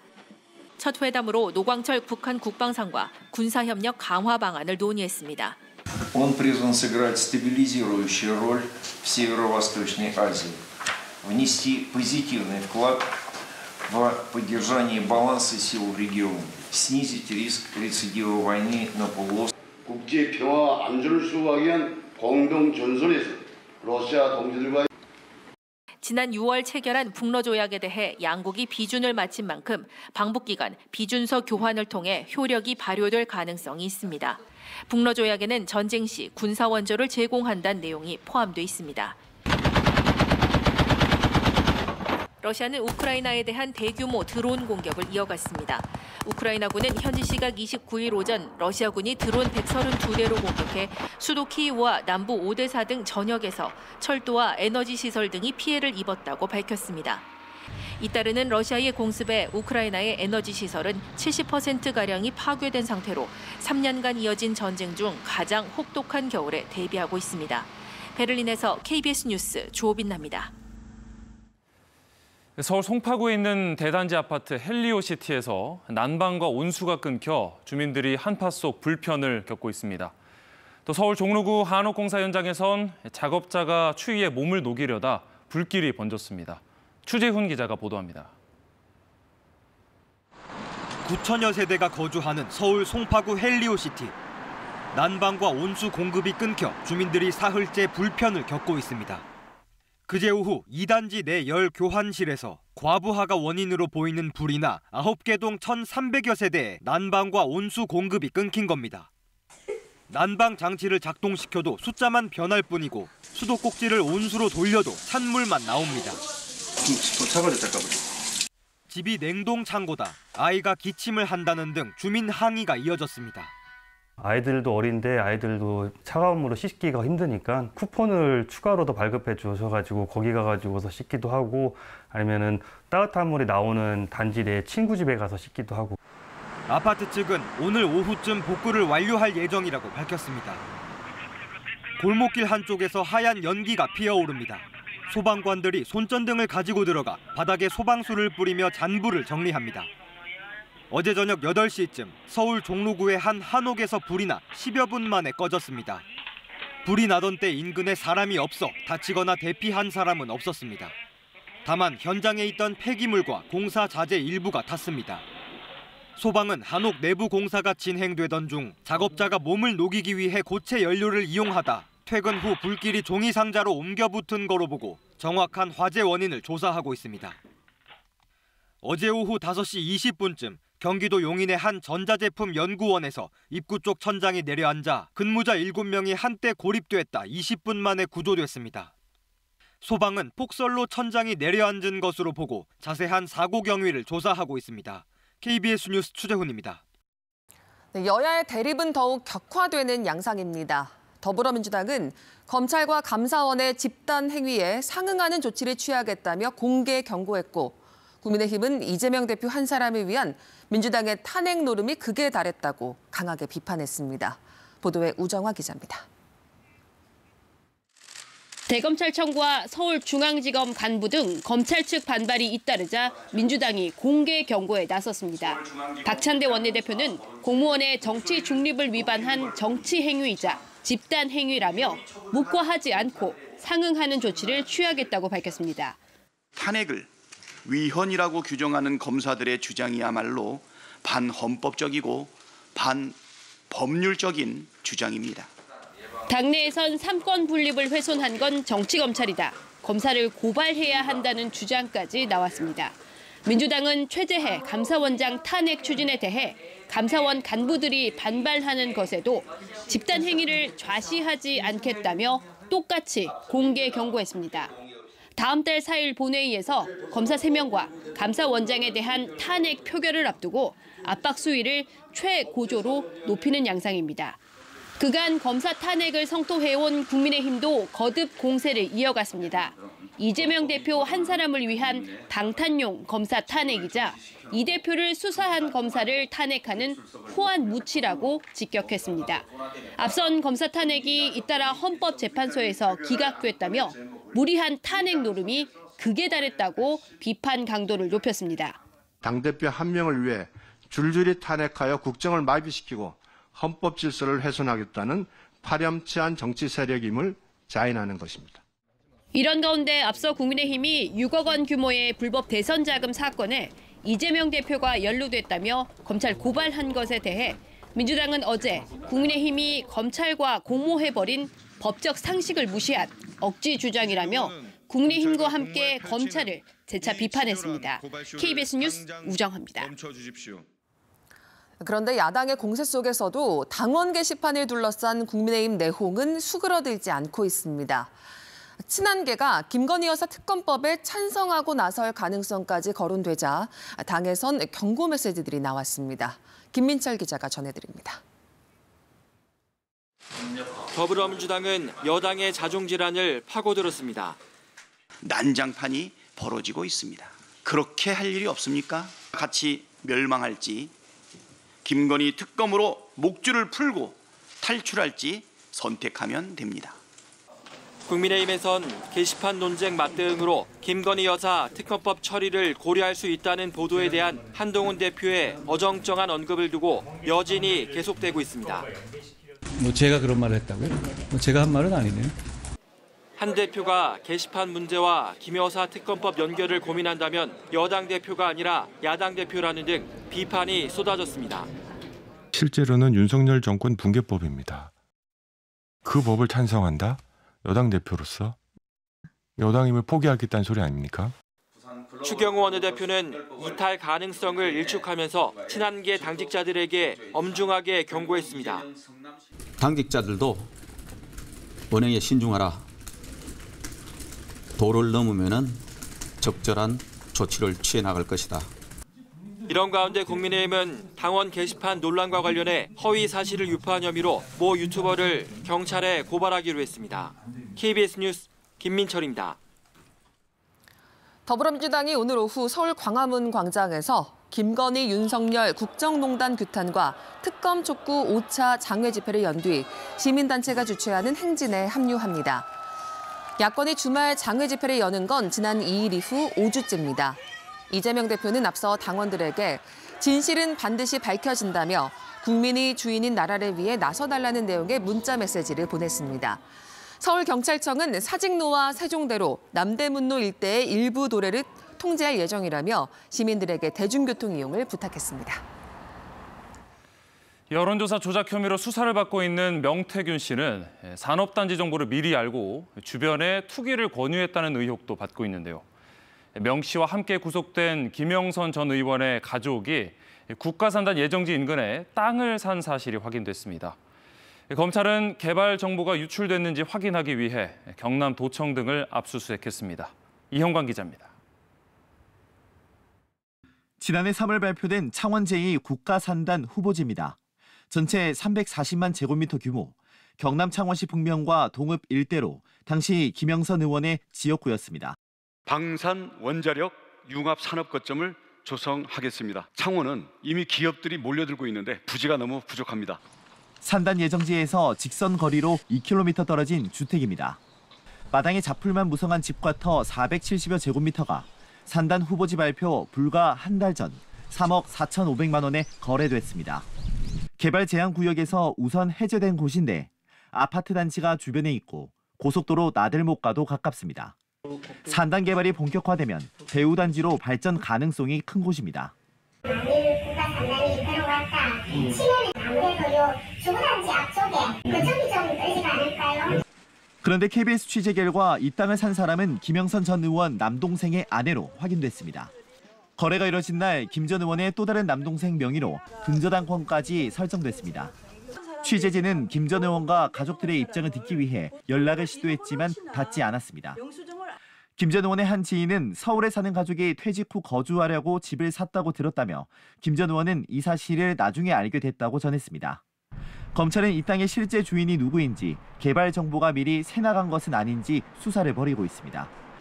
이와 관련해 검찰은 어제 경남도청과 창원시청 담당 부서를 압수수색했습니다. KBS 뉴스 이형관입니다.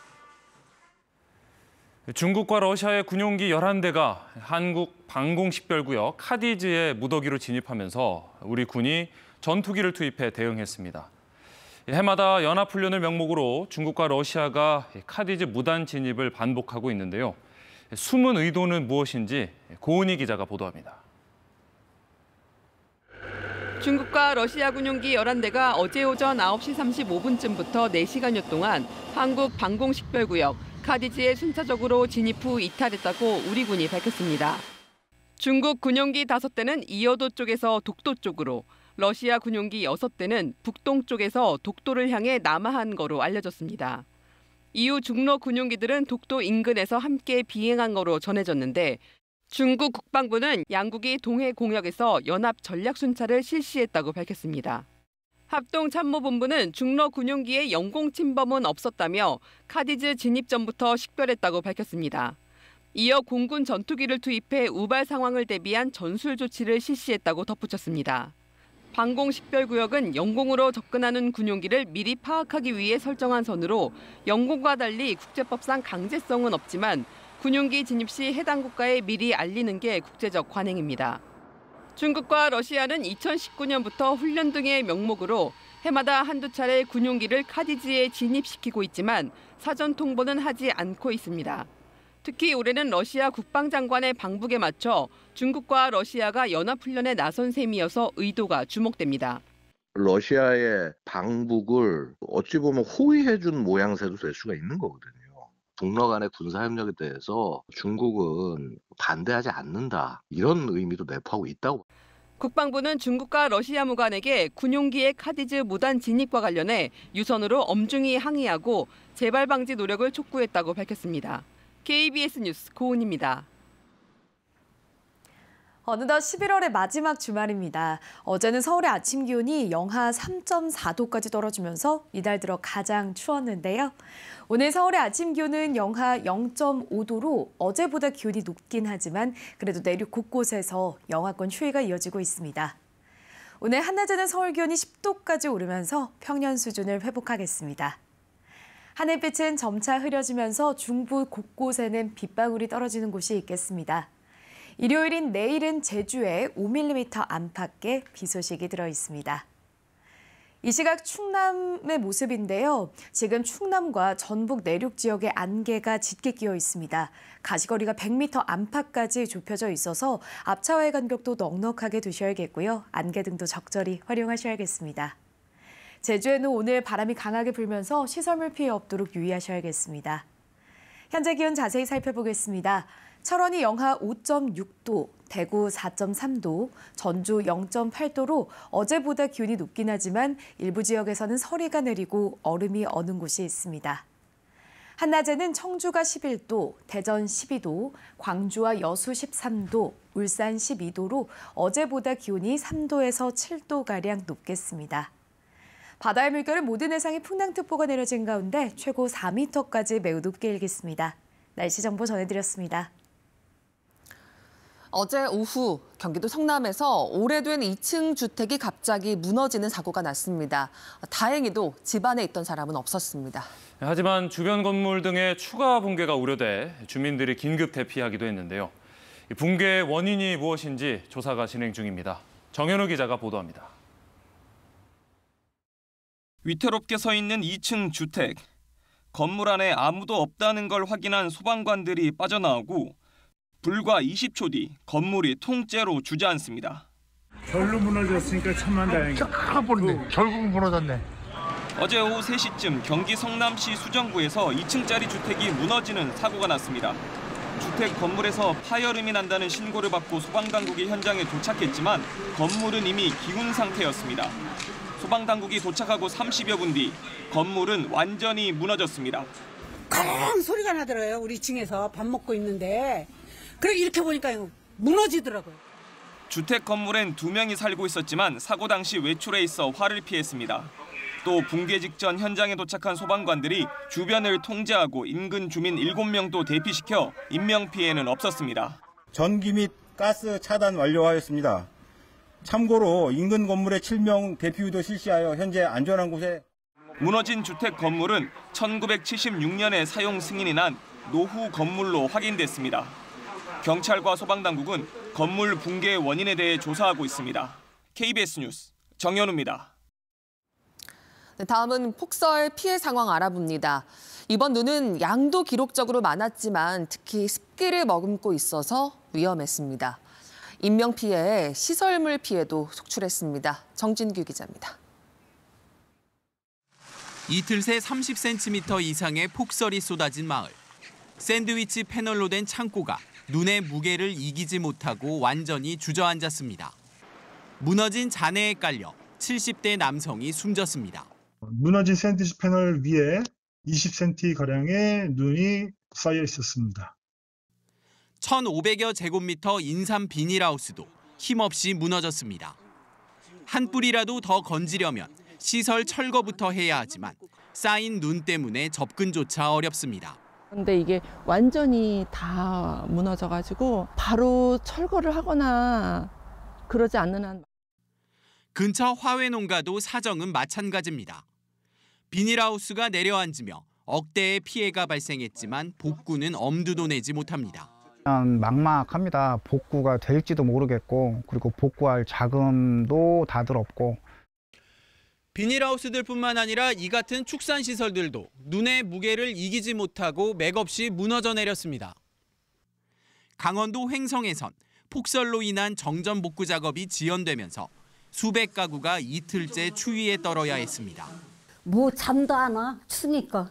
우울이었다, 그냥 폈다, 응? 뭐했다, 아주 날밤 샜어, 날밤. 곳곳에서 누적된 눈 무게로 인한 2차 붕괴 사고까지 우려되면서 피해 복구 작업은 난항을 겪고 있습니다. KBS 뉴스 정진규입니다. 네, 보신 것처럼 이렇게 무너진 축사에 사람은 물론 가축들도 신음했습니다.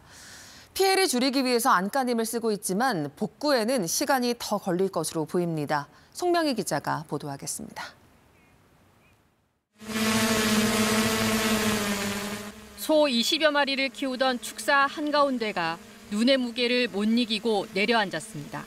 여기 있다가 와야 그러니까 소가 뛰고 뭐 야단이고 그러다가 이게 이렇게 되기가 다행이지. 그렇지 않으면 나까지 깔리고 마누라. 미처 옮기지 못한 송아지들이 구겨진 지붕 아래서 불안하게 축사 안을 오갑니다. 비슷한 상황인 인근 농장들은 앞으로가 더 걱정입니다. 한 집, 두 집이면 괜찮은데 저게 철거를 해야 되는데 지금 새로 짓는 것보다도 돈이 많이 들어간 게 그 철거 비용하고. 이 농장도 이번 폭설로 축사 3동의 지붕이 무너지면서 키우던 소 9마리를 잃었습니다.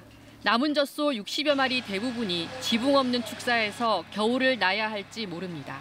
보다 못한 주인이 중장비를 불러 직접 수리에 나섰습니다. 눈이 와도 걱정이 되고 날씨 추워도 걱정이 되고 지금 얼음판 위에서 자고 얼음판 위에서 눈 오나 비 오나 맞아야 될 시점이라. 7,500제곱미터가 넘는 인삼밭은 눈에 파묻혔습니다.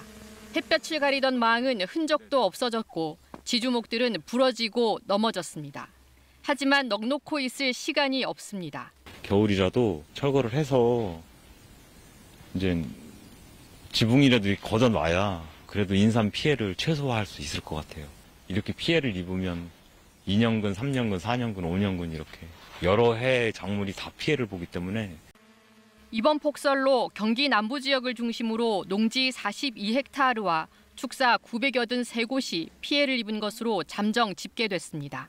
KBS 뉴스 송명입니다. 많아도 너무 많이 내린 눈에 전기와 물 공급도 차단됐습니다. 많은 시민들이 추위 속에 힘든 시간을 보내야 했는데요. 최혜림 기자가 이분들 이야기 들어봤습니다. 불 꺼진 집들 사이로 붉은 눈발이 계속 쏟아집니다. 경기 광주시 남한산성 주변 15가구에 지난 27일 밤부터 전기와 수도가 끊겨 마을 곳곳이 비어버린 겁니다. 마을까지 이어지는 전깃줄은 눈 무게를 견디지 못하고 끊어져 이렇게 도로에 방치돼 있습니다. 80대 이상 고령층 주민들은 마을 회관으로 거처를 옮겼지만 일부 주민들은 집을 떠나지 않고 복구 작업을 기다리며 추위를 견디고 있습니다. 보라도 안 떼지, 밥 해먹는 것도 그렇죠. 모든 게 다 추운데 한 대짬 자는 거야. 지금 이게 냉방에 자는 거니까. 건물 외벽에서 떨어진 철제 구조물은 트럭을 덮쳤고 늘어진 전깃줄 사이로 에어컨 실외기가 위태롭게 매달려 있습니다. 지붕이 무너지는 사고로 시장 영업은 중단된 상황. 손님들은 빈손으로 발길을 돌려야만 했습니다. 그날 재료를 구입해서 준비를 해야 되는데 지금 난감하죠. 안양시는 복구까지 시간이 걸릴 것으로 보이는 만큼 영업 재개를 위한 대체 부지를 마련할 예정입니다. 천장이 무너져 내린 시장 안에서 상인들이 바쁘게 움직입니다. 그나마 팔 수 있는 상품들을 찾기 위해서지만 버려야 하는 것들이 상당수입니다. 이 생물을 다 처리하는 중이에요. 버려야 돼서 아무래도 판매를 못하니까 매출이 아예 없죠. 의왕시는 추가 붕괴 우려 때문에 약 100m 길이의 천장 구조물을 철거하는 작업에 나섰습니다. 경기도는 응급복구와 이재민 구호를 위해 301억 원의 재정 지원을 하겠다고 밝혔습니다. KBS 뉴스 최혜림입니다. 뉴진스 멤버들이 전속계약 해지를 선언하자 소속사 어도어가 내용 증명 회신 내용을 공개하면서 정면으로 반박했습니다. 어도어는 뉴진스의 계약 기간을 명시하면서 내년 활동 계획까지 내놨는데요. 긴 소송전으로 이어질 가능성이 커지고 있습니다. 김상엽 기자입니다. 뉴진스의 전속계약 해지 통보에 어도어는 계약 기간은 2029년 7월까지며 지금도 유효하다고 맞받았습니다. 기자회견에서 나온 주장도 하나하나 반박했습니다. 어도어는 뉴진스를 보호할 의지도 능력도 없어요. 어도어는 이에 대해 대부분이 제3자의 언행 때문이며 소속사가 강제할 방법도 법적 근거도 없다고 지적했습니다. 어도어와는 이미 많이 달라져 있고 기존에 계시던 이사님들조차도 갑작스럽게 이 같은 주장엔 주관적인 기대에 미치지 못한 건 계약 위반 사항이 될 수 없고 민희진 전 대표의 복귀에 대해서도 전속 계약에도 없는 내용이라며 뉴진스의 주장을 일축했습니다. 무엇보다 일적으로 얻을 수 있는 게 전혀 없기 때문에 어도어는 내년 3월 국내 팬미팅 등 활동 계획과 함께 기자회견을 직격했습니다. 새 프로듀서를 섭외 중이라며 만남도 제안했습니다. 뉴진스는 입장문을 통해 거듭 계약 해지 사실을 알렸습니다. 멤버 전원이 서명한 해지 통지서 발송도 마쳤습니다. 지금의 어도어와 하이브가 계약을 위반했기 때문에 지금 이런 상황까지 일어났고 당연히 책임은 지금의 어도어와 하이브에게 있다고. 하지만 소송전은 이제 불가피해진 상황. 위약금을 놓고 길고 지난한 법정 다툼도 배제할 수 없습니다. 현재 교착 국면과 향후에 언젠가 시작될 수 있는 소송의 그 시간까지 다 합치면 상당한 기간 동안 유진수가 정상적인 활동을 하기가 힘들지 않을까. 이 때문에 유진수와 어도우 모두 앞으로의 재판을 고려해 당분간 여론전을 이어갈 가능성이 큽니다. KBS 뉴스 김상입입니다. 배우 정우성이 모델 문가비와의 사이에서 혼외자를 얻은 사실이 알려진 뒤 처음으로 공식 석상에 나와 아버지로서 아들에 대한 책임은 끝까지 다할 것이란 입장을 밝혔습니다. 정우성은 어제 서울 여의도 KBS 홀에서 열린 제45회 청룡영화상 시상식에서 최다 관객상 부문 시상자로 무대에 올라 이같이 말했습니다. 정우성은 저의 사적인 일이 영화의 오점으로 남지 않기를 바라는 마음으로 이 자리에 섰다라며 염려와 실망을 안겨드린 점 죄송하고 모든 질책은 제가 받겠다고 했습니다. 문재인 전 대통령의 딸 다혜 씨가 서울과 제주도에서 불법으로 숙박업을 한 혐의로 검찰에 불구속 송치됐습니다. 최민영 기자가 보도합니다. 문재인 전 대통령의 딸 다혜 씨가 한 호실을 소유하고 있는 서울 영등포구의 한 오피스텔 건물입니다. 문 씨가 이 오피스텔을 이용해 영업신고 없이 숙박업을 했다는 의혹이 지난달 제기됐습니다. 상업시설로 하려면 안 된다는 그거는 허가를 못 해야 되겠지. 문 씨가 과거 소유했던 양평동 빌라를 두고도 같은 의혹이 불거졌습니다. 관련 수사에 나선 경찰은 문 씨를 공중위생관리법 위반 혐의로 검찰에 불구속 송치했습니다. 서울 영등포구 오피스텔과 양평동 빌라를 영업신고 없이 숙박업소로 운영한 혐의입니다. 앞서 경찰은 지난 23일 문 씨를 비공개 소환 조사했습니다. 문 씨는 제주도에 있는 단독주택을 불법 숙박업소로 운영한 혐의도 받고 있는데 이 사건 역시 검찰 조사가 진행 중입니다. 공중위생관리법은 영업신고 없이 숙박업을 한 경우 2년 이하의 징역 또는 2천만 원 이하의 벌금형에 처하도록 하고 있습니다.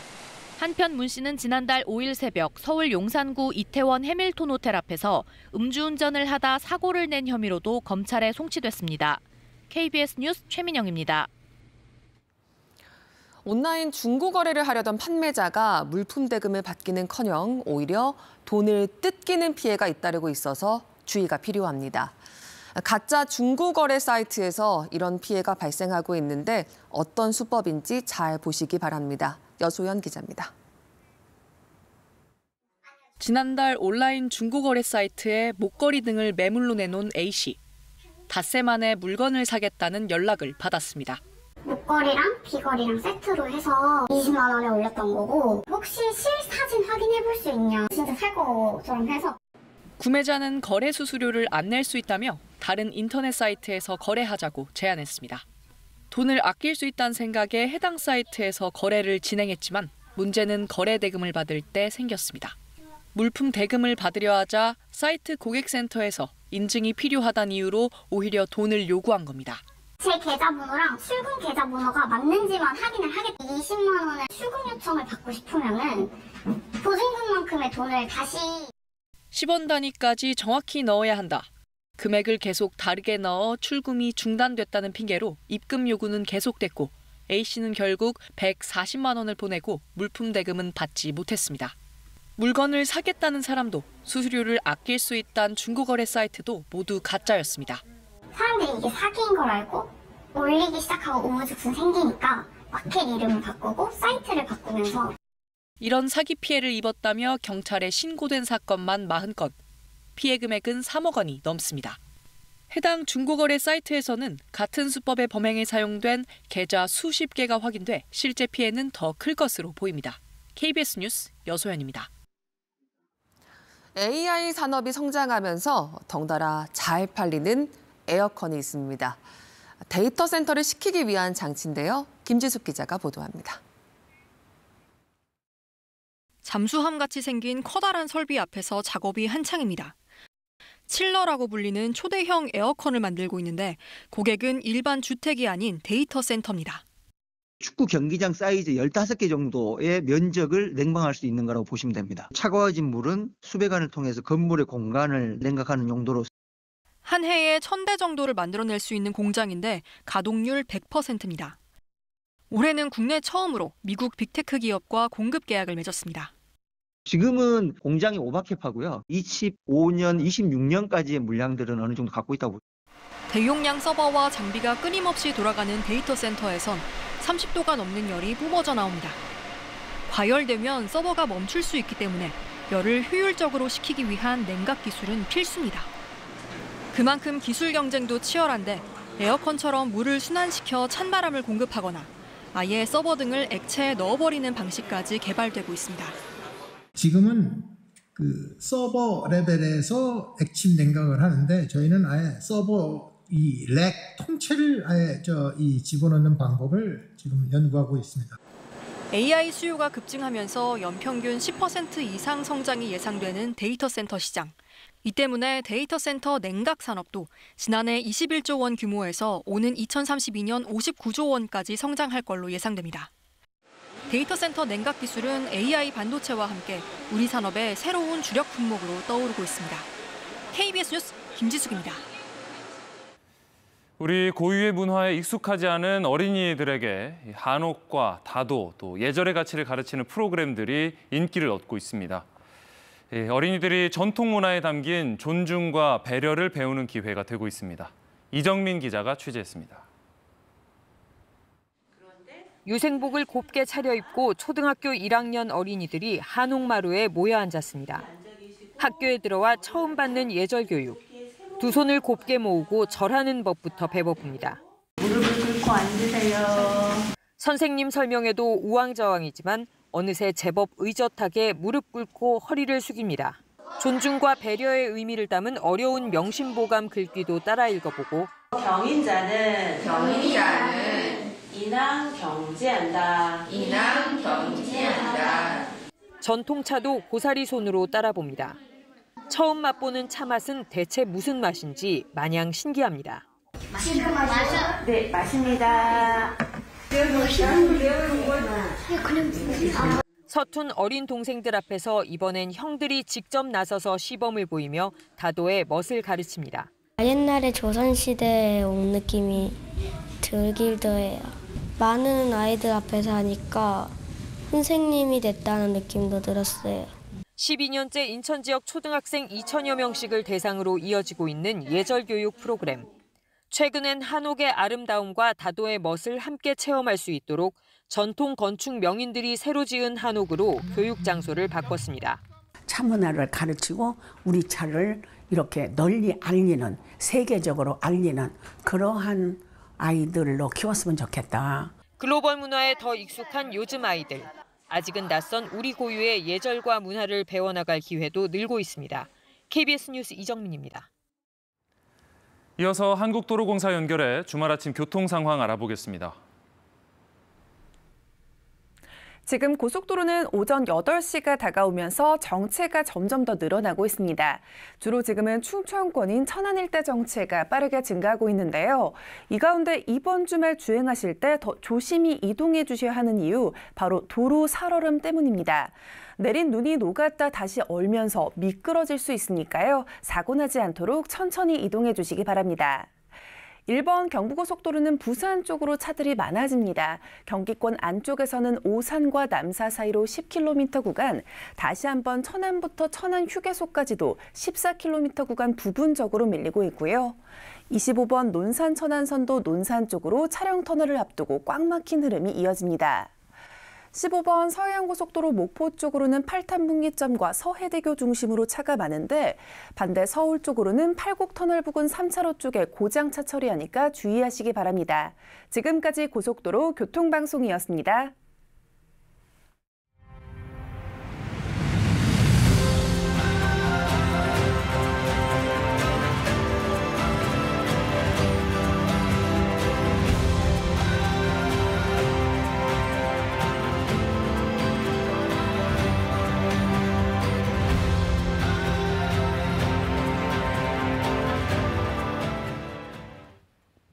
오늘 아침 어제보다 기온이 높긴 하지만 그래도 곳곳에서 영하권 추위가 이어지고 있습니다. 낮에는 기온이 조금 더 오르면서 한낮에 서울 기온 10도로 평년 기온을 회복하겠습니다. 이 시각 부여의 모습입니다. 안개가 짙게 끼어 있는데요. 충남과 전북 내륙 지역에 이렇게 짙은 안개가 끼어 있는 만큼 안개 등을 활용하셔서 천천히 이동하셔야겠습니다. 중부지방은 차츰 흐려지면서 곳곳에 빗방울이 떨어지겠습니다. 제주에는 강한 바람이 불겠습니다. 현재 기온 살펴보면 철원과 춘천이 영하 5도 안팎까지 떨어져 있고요. 한낮에는 대전이 12도, 광주 13도, 부산은 14도까지 오르겠습니다. 바다의 물결은 모든 해상에 풍랑주의보가 내려진 가운데 최고 4m까지 매우 높게 일겠습니다. 일요일인 내일은 전국에 구름이 많이 끼겠고 제주에 비 소식이 있습니다. 다음 주 월요일에는 중부와 전북 지역에 비가 내리겠습니다. 날씨 정보 전해드렸습니다. 주말 아침 뉴스광장 마칩니다. 시청해주신 여러분 고맙습니다.